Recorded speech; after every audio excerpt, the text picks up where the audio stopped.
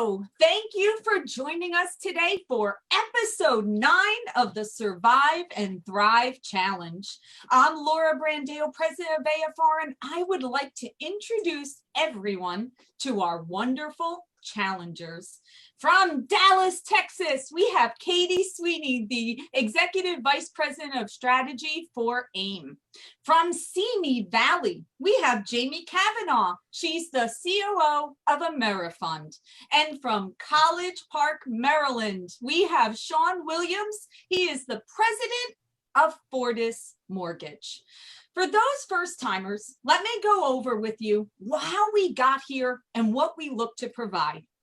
On the first weekend of the quarantine, my good friend Seppi, the CEO of Tego, reached out to me in a bit of a panic, saying to me, "Oh my goodness, Laura, I cannot believe that this is happening. It's the worst time ever. How am I going to get through this?" And I literally said to her, "Seppi, you have no idea what's going on in the mortgage business right now. So if you think you got problems, you have no idea." And at that moment, she's like, "Wait a minute. So you're feeling just as chaotic as I am?" And I said, "Oh, yes, and then some." And she got this idea of how about if we go on Facebook Live on a Saturday night, me, her, and Sam Parker, and how about if we share how the quarantine was making us feel? And surprisingly enough, I'll never forget that night because Sam Parker literally said, "Hey, I just got back from AIM Activate a week ago, and I thought I was riding high in the glorious times, and now I'm kind of not happy. I'm kind of in a pity party right here." And we thought to ourselves, wow, maybe we need to ask other people in our mortgage community and hear how they're going through these challenging times. And ultimately, now that we're 9 weeks later, how have we adapted? What have we learned from it?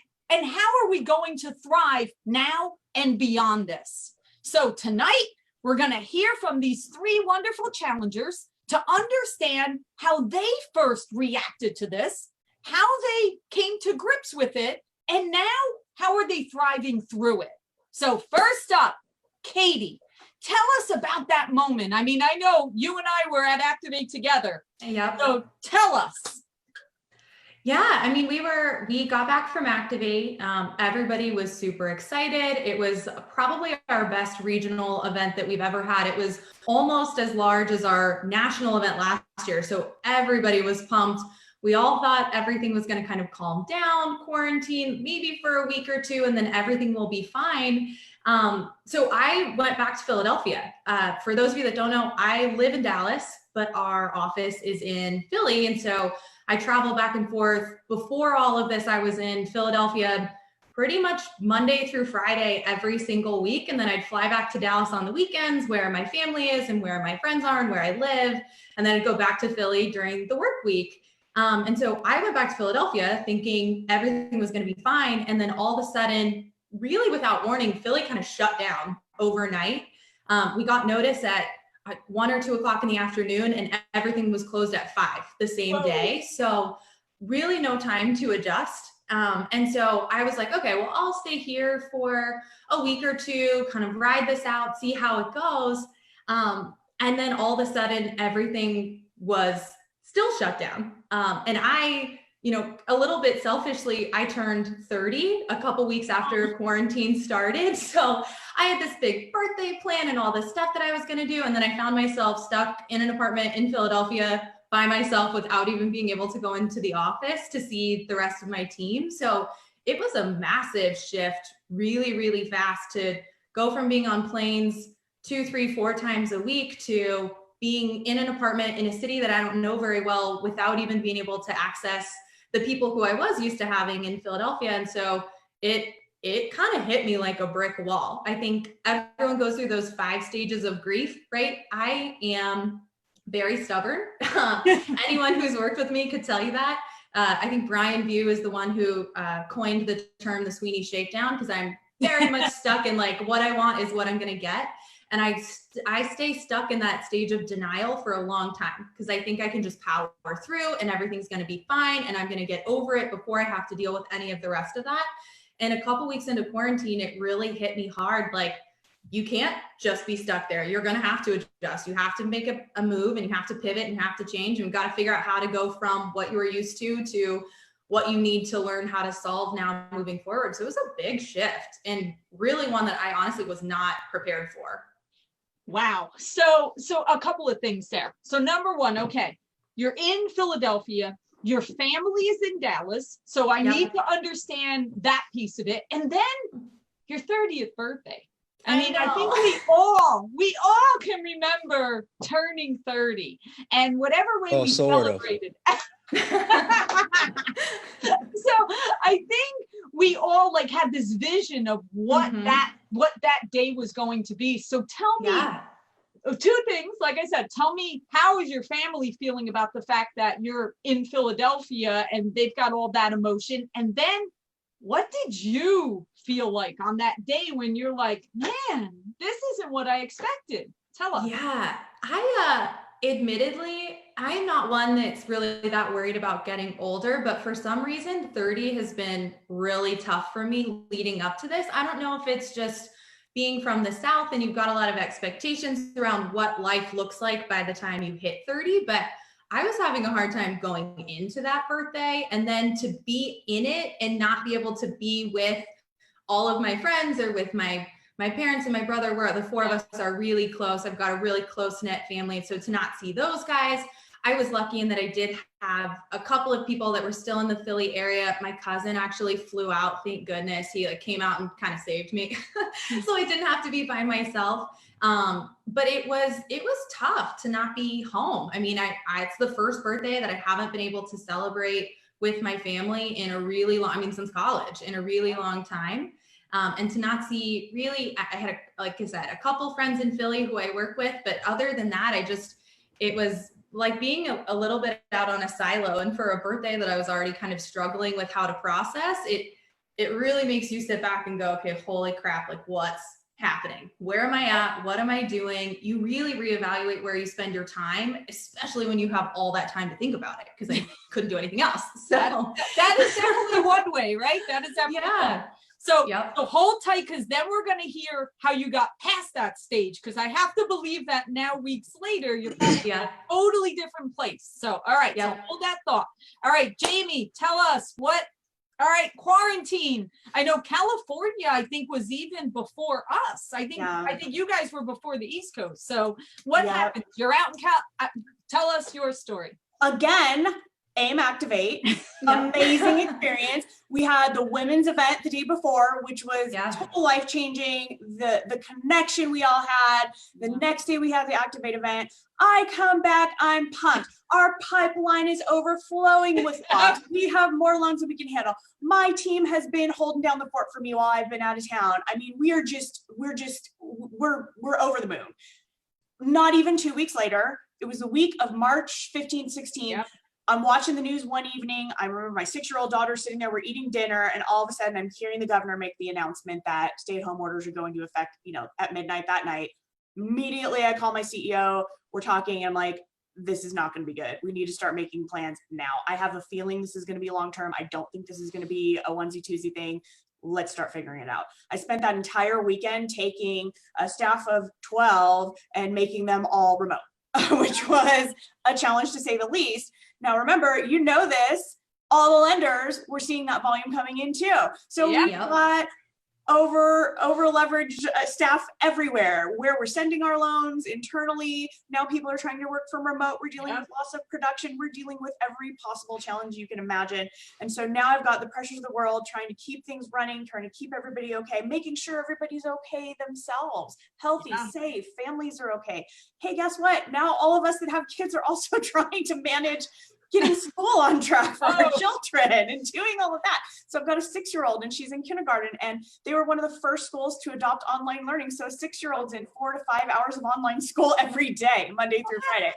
That's work, how Amy? gosh. I mean, I'm just trying to understand. I mean, how do you do online schooling with a 6-year-old? I can't even comprehend this. It Like, occurred. how did that go? They'd actually do a Zoom. 20 students are in the class. They actually have a format. The teacher goes into her classroom by herself, and she has the whiteboard up, and she runs through a school day like she would run through any other school day, but all of the kids are on a Zoom meeting every day, and they've been doing it consistently for the last 8 weeks, and it is something to see. Let me tell you, it is something to see, and she gets it done, and it is amazing.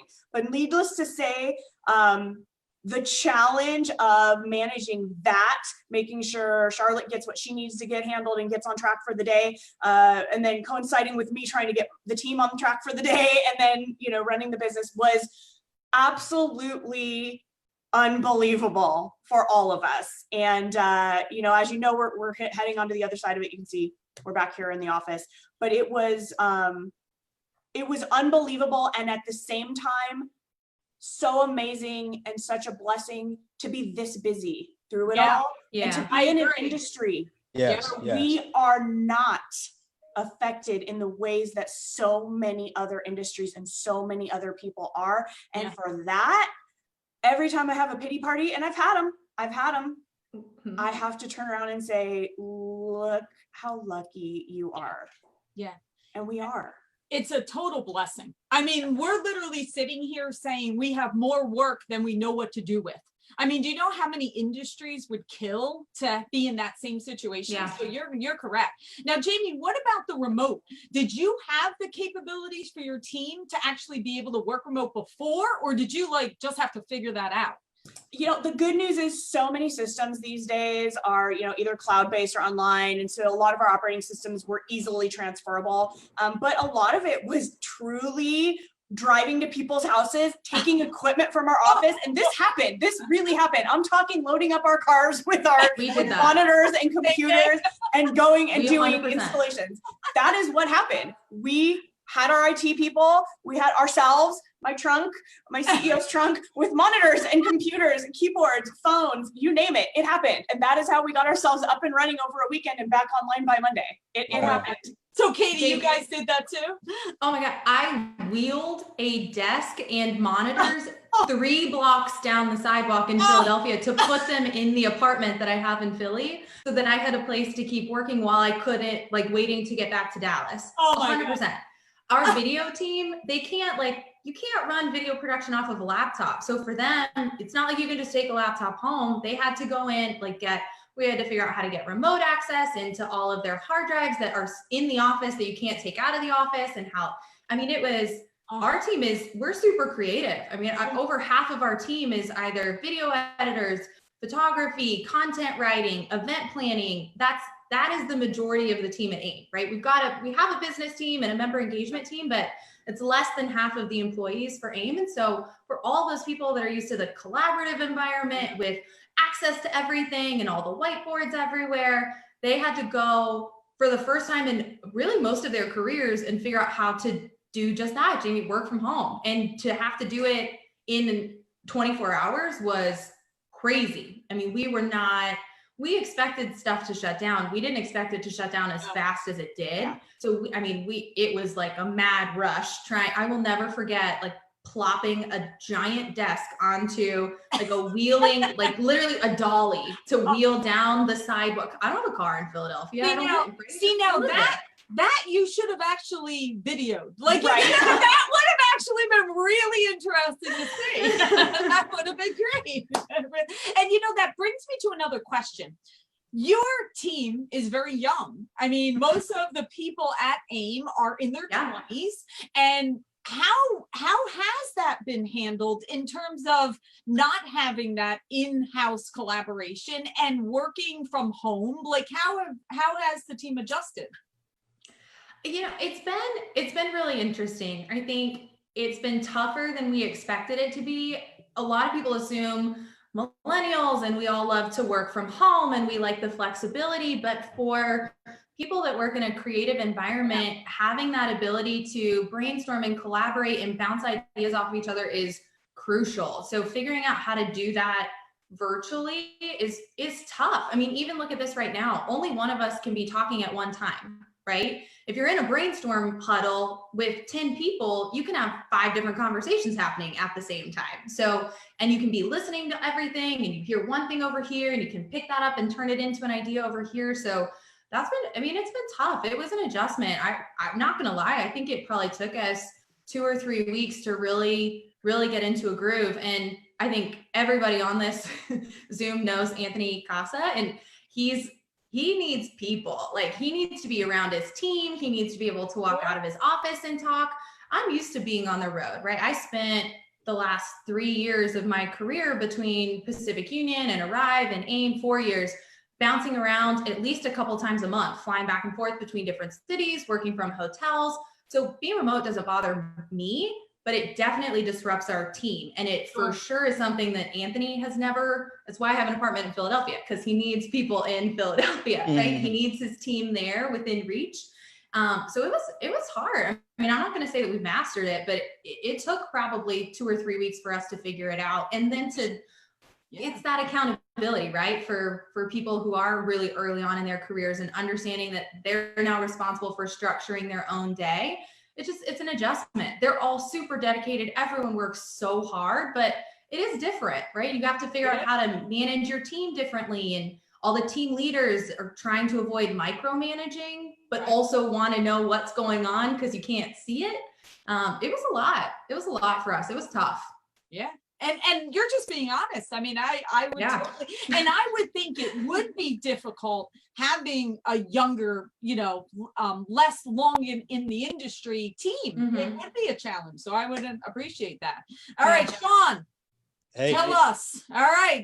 I don't remember exactly when Maryland shut down. I think it was after the East Coast and definitely way after California. But what's that initial, okay, shelter in place, Maryland? What's running through your brain? How do you deal with it? Well, the initial thing is, I don't know if it's a blessing or a curse, but my wife came from journalism, right? Okay. So she's always watching the news, and we all, always have information. Unfortunately, I don't know if it's unfortunate or not, but I don't really follow the news and current events like really outside of mortgages, right? Or maybe sports or something that I have interest in, because I find a lot of times that, sometimes it brings you down because it's always the negative that's being reported. Fortunately for me, she knew about everything that was kind of going on overseas and, different states and information going on. So I didn't get a chance to go to AIM, right? Because she's like, I don't think it's a good idea. Look at that, Katie. He was one of those people going, no. Yeah, I don't think it's a good idea. We'll get you to the next one. To travel. And so I've come from a place like of technology. When I got out of college, I was in, technology, voice and services for large corporations. And you had to be up 99.99% of the time. So I'm not going to say that I was very comfortable with this, but I felt like that I was prepared, and we went into disaster recovery mode, like right away, because, we're thinking like at first when I'd walk in the house, it's funny. I tell my wife, hey, listen, I'm going to have to buy you a headset because every time I walk in the house, you're talking to someone about this coronavirus. Don't worry about it. They're going to create something for us in 2 weeks. It's going to be all done. We got nothing to worry about. No more coronavirus, and we can get back to our lives. Then the next thing I know, I start to hear about people getting sick and sicker and dying and such. And, it's just, it was a really bad thing. Our kids, like Jamie, they've been doing the homeschooling as well. My wife, she works at the school. She's administrator at the school. That's been like super helpful for us and for me. Because she knows the regimented, work that they have to do and such, and she's all, dialed in with that. So besides the fact of, just, feeling like it's an unfortunate thing for, the folks that are being affected by this, because, we got lives at stake, with losses and families and jobs and such. I'm personally, based on my personality, being, like analytical and systematic, I was really kind of like prepared for this. And I'm okay with sitting in a house in a room You know, He's the tech guy that Yeah. doesn't mind being Yeah. alone. That's what he's saying. exactly. And so like my team, we've been prepared to work remotely anyway. So Cool. even going back in, previous companies that I've worked, I always kind of mandated that we have laptops instead of Yep. the desktops, right? Mhm. Because what happens if there's a big snowstorm? What Sure. happens if we lose power or whatever it might be in our organization? Like you were talking about Anthony, Katie, the show must go on. We still have to help people, and we have a huge responsibility. So I won't say that, I was completely comfortable with it, but I felt like I was prepared.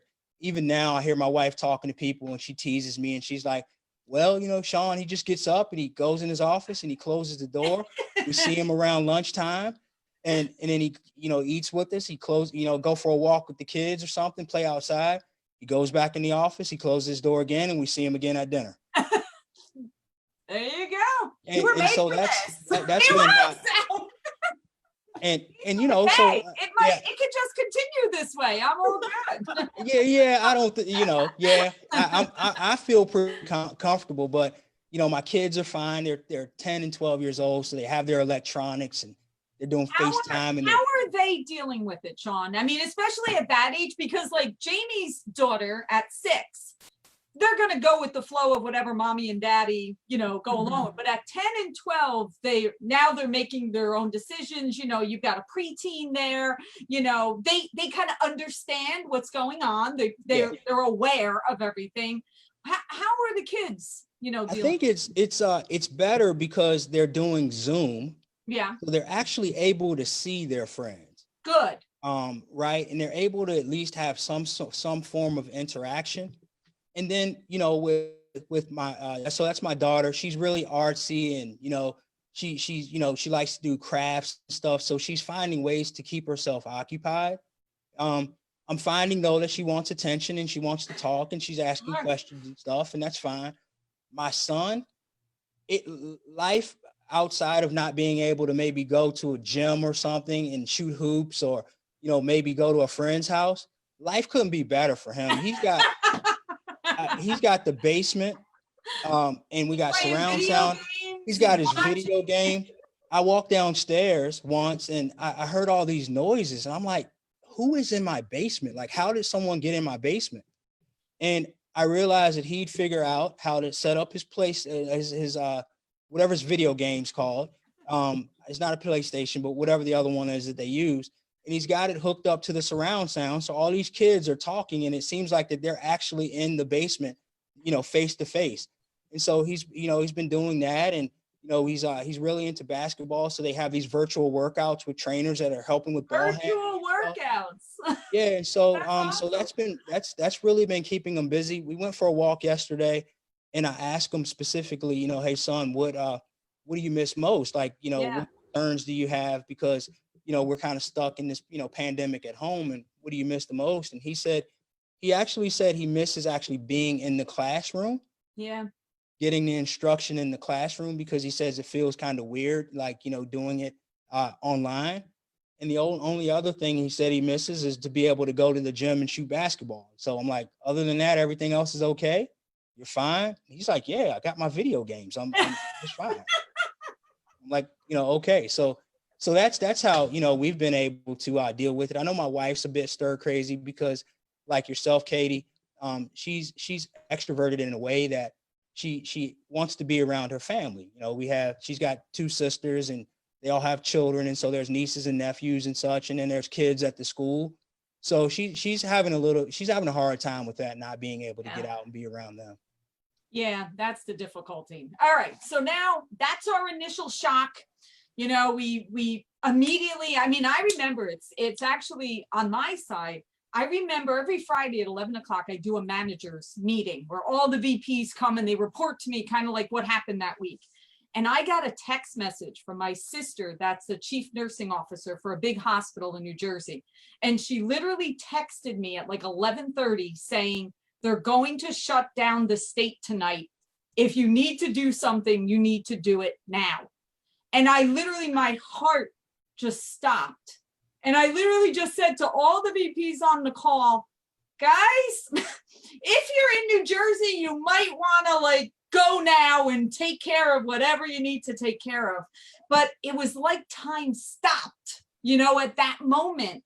And of course, then the whole mortgage business went crazy shortly after that. So new things came. But okay, we dealt with it. It's behind us. We started to, you know, get comfortable with, okay, this is it. Some things we've changed in our lives, right? We've changed what we're doing, how we're doing it. We were just joking about how many Zoom meetings have we had today. Katie won. Katie had the most Zoom meetings, so she was the leader today. So, you know, tell me, Katie, how has life changed for you? And what has changed that you're like, you know what? That kind of works, and maybe I'm not gonna go back to the old way.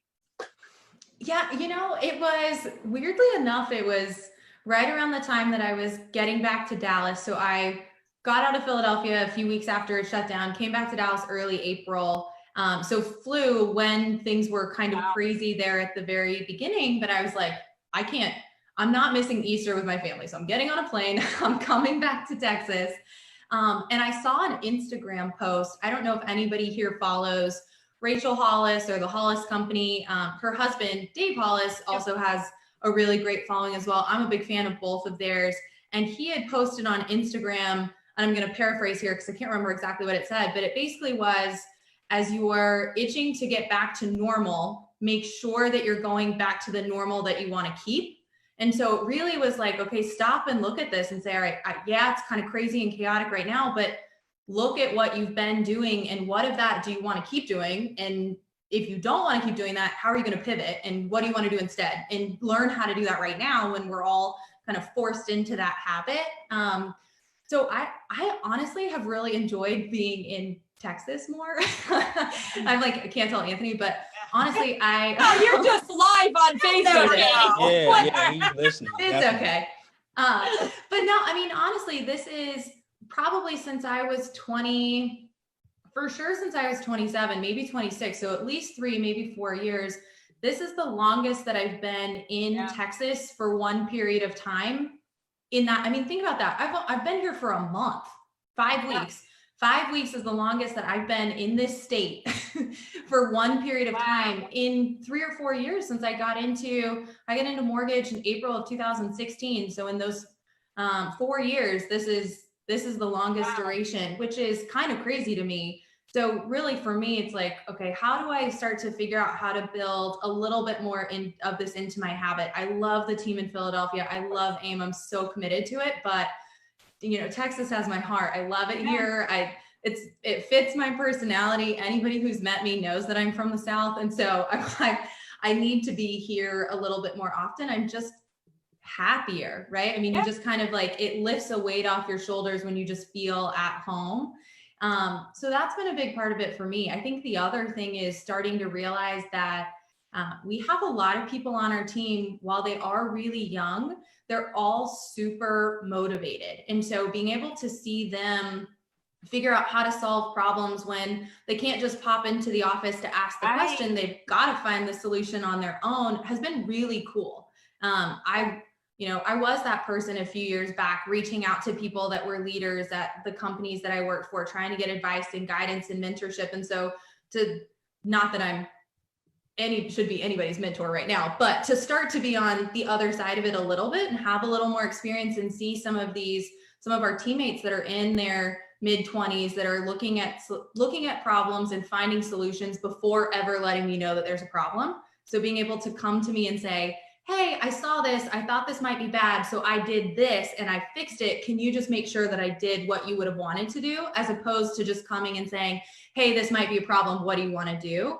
That's been a really cool shift. And so I want to make sure that we continue to encourage that going back and to continue to try and get as much as we can and to help them grow their problem solving skills and their careers and all these tools that can be applicable in any industry, but definitely in what we're doing. And you guys all know you're problem solvers every day. Anybody who's successful in mortgage they're the chief problem solver. That's what you are, right? You're just, you fix stuff, right? You fix stuff all the time. That really is a great point, because think about it, especially with a young team, it's very easy for someone to pop up and walk over to a cubicle or to an office and say, what do you think? But when you can't do that, you're right. You're kind of challenged of, all right, let me think this through. Let me come up with a solution or what I think I should do, and then just check. So I think that's a really good analysis to say, this is something we need to expand. This is something we need to stay on this path and develop. I think that's awesome. And then, as far as the knowing when you're in the right spot, that's I think Jamie's shaking her head. I think we all know, we would tend to agree with that you can always, So you'll just have to balance. We'll just say, exactly. Balance. Yeah, That's exactly. That's why I spend the winters in Arizona. I know that too. So, yes, no worries. All right, Jamie, what have you learned and what have you grown into to where you want to probably keep doing it even after all of this? So balance is the word of the day, because for the first, I'd say probably 2 to 3 weeks, remember, it was a frenzy to get us back online by the Monday following this whole stay-at-home order. And that frenzy didn't stop for me. I know this is shocking, but I have a tendency to be a workaholic. And so I found that now that I no longer had an office to drive to, there was not a boundary any longer of when I stopped. There was no off switch anymore. And so even though I'm always on my phone and I'm always plugged in, the plug never got pulled from the wall. And so I was just going all hours of every day. And when I couldn't sleep, I would just get up and go back to the computer again at 3 o'clock in the morning. And it was going like crazy. And so every morning I would have this sync with my team, and it was a Zoom. And one day somewhere in there, 3 weeks in, minding you that most of my team have been with me anywhere from 8 to 20 years, couple of them at once, you okay? And that was what made me go, I look tired, I'm depleted, I'm not listening to the number one rule, self-care, right? I'm letting myself get worn down because I'm not setting boundaries to make sure that I'm taking care of me so I can help take care of everything and everyone else. And that is the single biggest lesson, is to remind myself as we get back to our new normal that I still have to take care of me. I still have to try to find the sleep, get out there and move, do all the things that I know that I need to do. And also, without the ability to be on the go all the time when I'm not at work, not always going out to eat, going to the movies, doing all the things I always did, busy, is those board games with my daughter that I started playing, and, floating around the pool and doing all those simple things that I didn't always carve as much time out for as I could have. Those are the things that I am going to keep in my schedule always, because they're so important for all of us. And so those are the big lessons. But I think one of the other big kind of lessons for me, I always knew I had a great team and I always appreciated them, but kind of to Katie's point, we actually onboarded someone in the midst of this, if you can believe it. Wow. We did too. Oh, wow. We hired somebody too. That's a big deal. And she had to figure it out. And she proved herself to be the person that just, okay, well, I'm gonna call the AE for the wholesale lender and figure out how to submit this, or to work my conditions, or to do whatever I needed to do. What I found overwhelmingly was that the team rose to the occasion, because I was stretched so thin that I couldn't always be there to quickly answer the question. And so they did. They rose to the occasion in ways that astounded and impressed me. And so I'm excited that now that we're back here in the office, that continues to be the case, and it frees me up to help us scale and grow. And so I think those are the positives for us that are really it lets you loosen the reins a little bit, right? Definitely. When you see you're kind of forced to let your team sink or swim in this environment, you don't really have a choice, because you can't be the person answering everything anymore. So to watch, it seems like I hear that across every broker that I talk to. Every single person is saying, they rose, right? Maybe I don't need to be as involved in all the details anymore. Maybe I can shift my focus and my energy into growing the business instead of having to be in the business every day. It's been really cool to see that kind of permeate across the board, that everyone sort of rose to the challenge, and it lets all of us that are used to working those 12, 14, 16, 18-hour days sit back and go, hold on, maybe I can cut that back a little bit. Maybe I can shift my energy over to other projects that are going to just help us get even bigger and better moving forward. It's been cool. Agreed. Hey, Jamie, I do have to also ask, you're the only one out of all of us that actually has gone back to an office. I have to know, how has it been with bringing people back and having people there? It's been really cool. So this is our second week. So our county in California is one of the lowest instances of confirmed cases, which is part of it.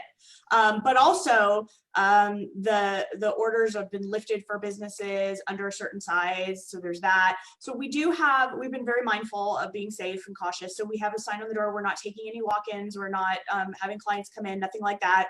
We have masks and sanitizers and all of the necessary things. And what I did was I spaced out the desks. So people that used to be right next to each other, I kind of created empty desks between them.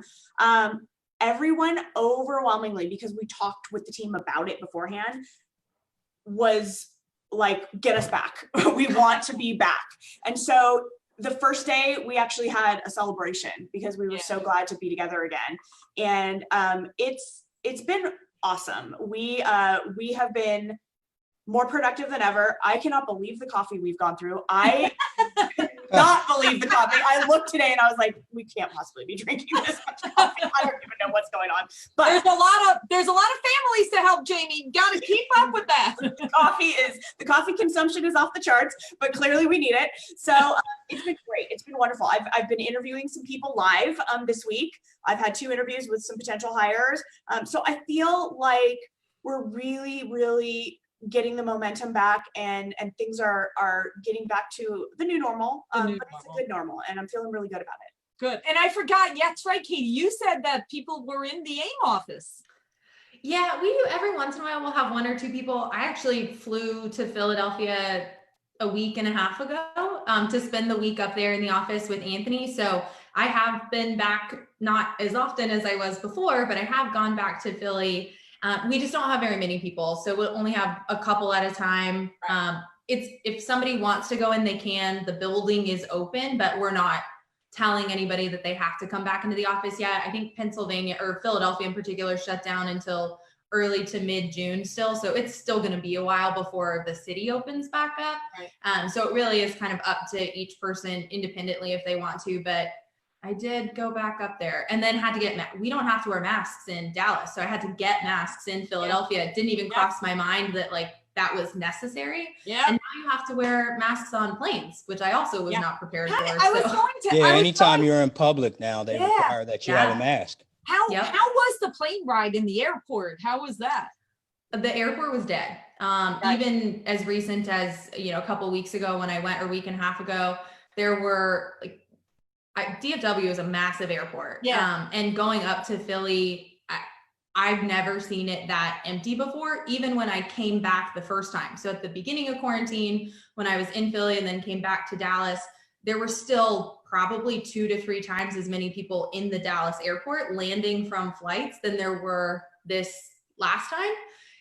But there were a lot more flights scheduled. So it was kind of a weird, I don't really know what was going on, but it wasn't terrible. Everything in the airport was shut down. So you couldn't can't buy a water bottle anywhere, or go into a restaurant or any of that. They have water fountains and maybe 1 place per terminal that had like vending machines and that kind of stuff that was open, but largely there was no staff. The TSA pre-check, everything was closed. You had to go through regular security. I am one of those people that shows up 45 minutes before the plane is supposed to take off and just darts through TSA and walks right onto the plane. And I don't really plan it. I hate wasting time. So for me, sitting in an airport it drives me nuts. I did not get to the airport early enough because I was there an hour and 10 minutes ahead of time thinking that's plenty, right? I never show up that early. Well, because all the gates were closed, even though there was such a limited number of people there, it backed up the 1 lane that was open and you couldn't go through pre-check, and everybody had to stand 6 feet apart in line. So the line took forever to move through, and you had to stay 6 feet apart when you were in the X-ray section too, right? So it's not just the line to get the security guard to say like, yes, your ID matches and you can go. Oh, wow. So then you were just standing there for a couple minutes at a time for the X-rays to clear out and people to it took twice as long, maybe longer than it normally does. So if you're going to get on a plane anytime soon, be prepared for that. Show up an hour and a half early, because it was way longer than I expected it to be, both in Dallas and in Philadelphia. And they're both American hubs. So I mean, I fly that airline all the time. I have their highest status and all, and it did me no good.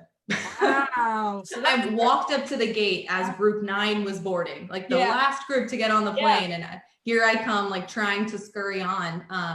It was not what I expected at all. So be prepared for that with security. So that's a good public service announcement, because I don't think any of us have flown. So good information. And of course, I think you have to wear a mask. I think it's mandatory now. Yeah, no, you have to, the whole flight, which I'm like, I'm dreading. The whole flight, the whole time. A 4-hour flight from Dallas to Philadelphia with a mask on the entire, it's like my worst nightmare. I'm just avoiding going back to Philadelphia until I have to.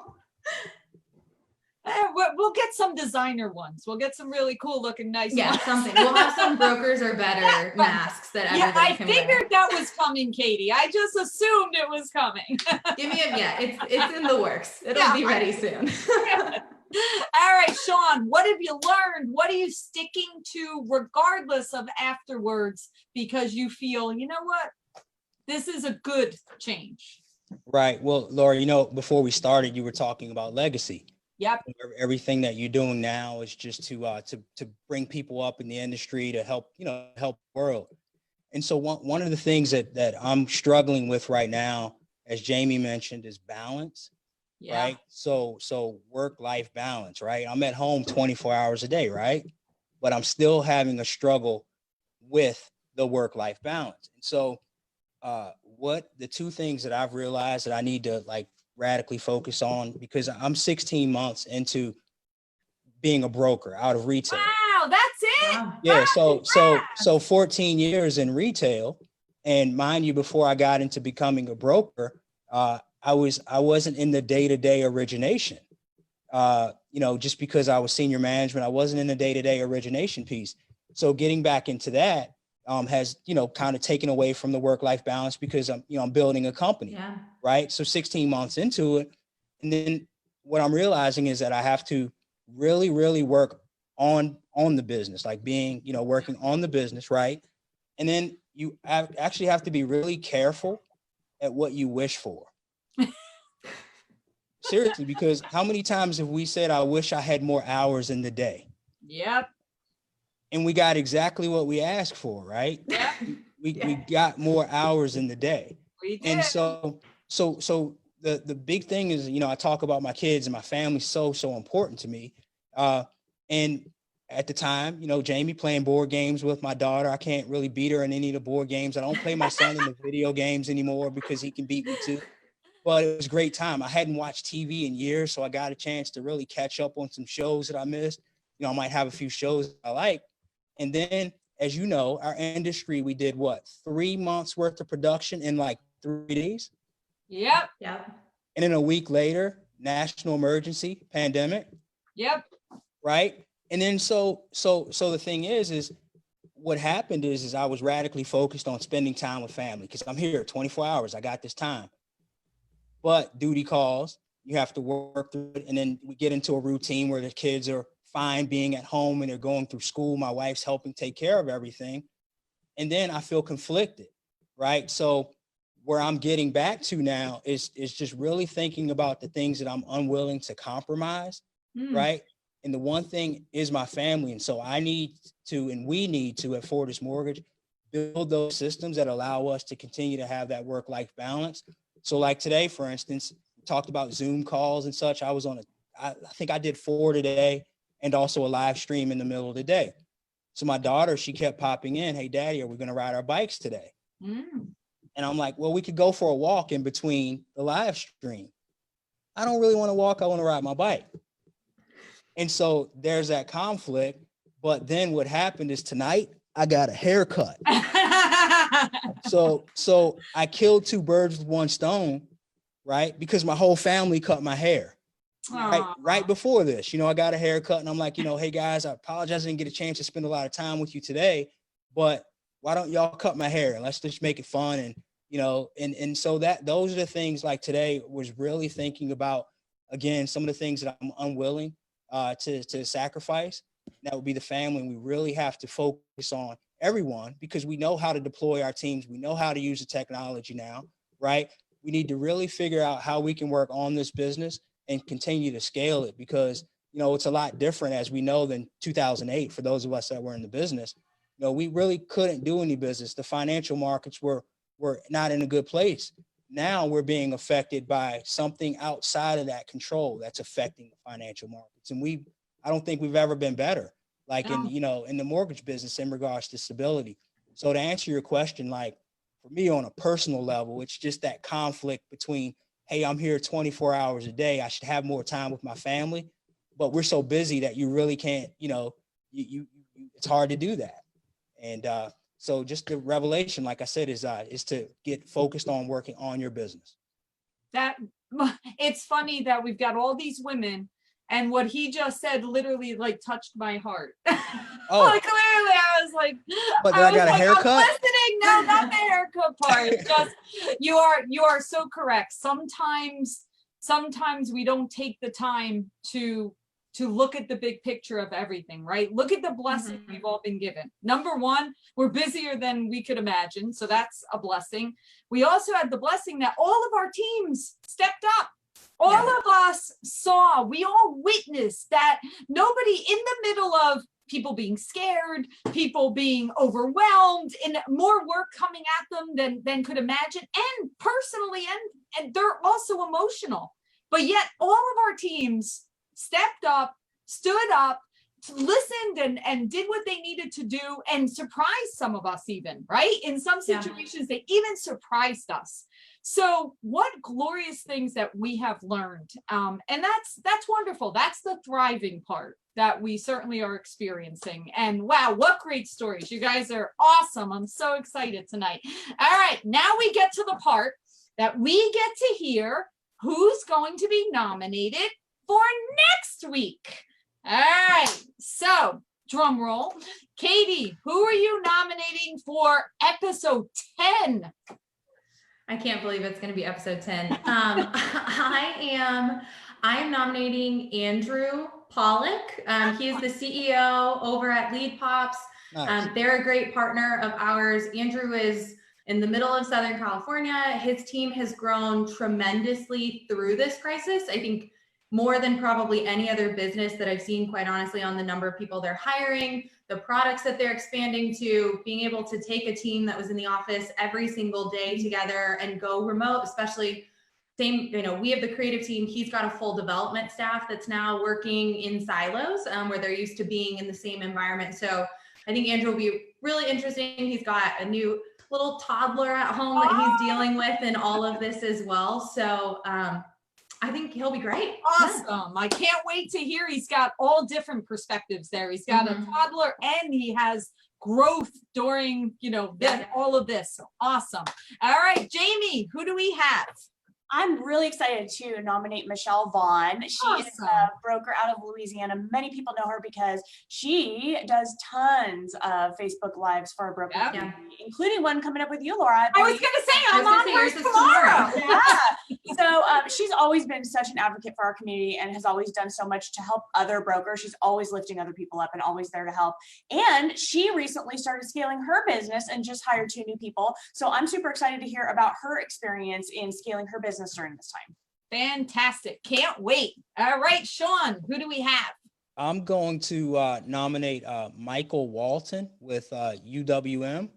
Awesome. And he's a business development with UWM. And so when I first started, I got connected to the broker world through AIM. I went to the AIM Fuse conference back in 2018.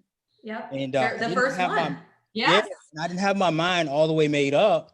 And I found a playbook there on pretty much how to become a broker. Cool. And as you know, UWM helps with that onboarding process and really helping with that. And so over time, I've gotten to know Michael Walton, and I think he's got a great story. He gets it. He really understands like what we go through on a daily basis. And he talks and speaks more real world. And so I'd be anxious to hear how he addresses some of this here. And so so yeah, Michael Walton with UWM. Excited. All right. That's Sounds cool. great. Well, thank you all for joining us today. This has been wonderful. Thanks for sharing. So happy to hear that all of you are thriving and learning and growing through all of this. Be well, be safe. We'll see you soon, guys. Thank you. Thanks. Bye. Bye-bye.